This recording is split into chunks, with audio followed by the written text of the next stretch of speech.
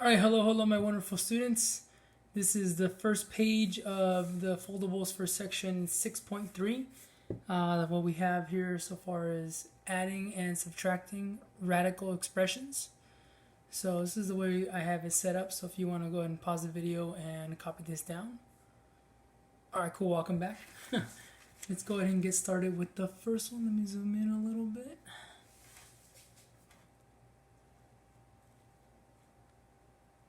That's pretty good.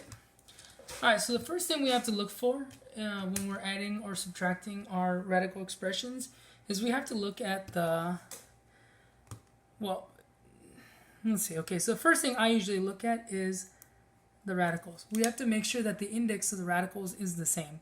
So we have to check. So if I look here, I have a square root here and I have a square root here. So I can say,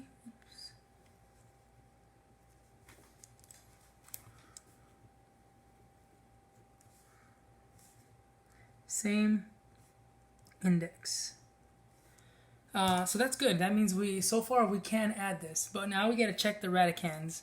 So if you guys remember, the radicands are actually the numbers that are underneath the radicals. So we see here we have a 5x here and we have a 5x here, which is also good news. That means we have the same radicand.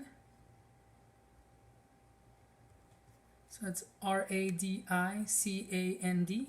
radicand. So that means that we can actually add our radical expressions. So how we're going to add or subtract this one's subtraction is we're going to look at the numbers that are in front.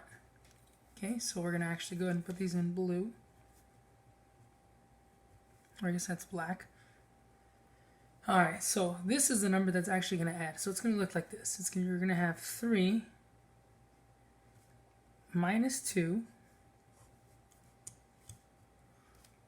And then we're going to have square root 5x. So we can do this because this is actually a distribution. Or backwards distribution. You know, we're distributing these two numbers to these. So we're factoring these numbers out here. And now we just simplify. Simplify. So the way we do that is we get 3 minus 2 is 1. And what's left over is our radical 5x. And so our radical 5x, oops,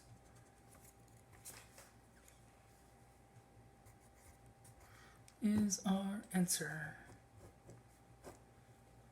Alright, let's go ahead and go to this next one up here. So this one we have a problem right off the bat. Well, let's go through the steps just so you guys can see though. But you can see, so we have same index, good. Same index, which is good. But if you can see the radicands, this one is 7 and this one is 5. They are not the same. Not the same radicand. Ugh. So that means you cannot combine expression. And that's it for this one, because we can't do anything else to these. Since we can't combine them, you know, it's done. So let's go ahead and look at this nest one here. So we have our 12 cube root of 7xy minus 8 fifth root of 7xy. So the first thing we always check is our index. And we see this has an index of 3 and this has an index of 5.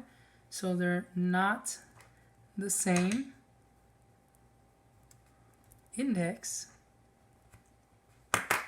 So already we can already say, because they're not the same index, you cannot combine expression.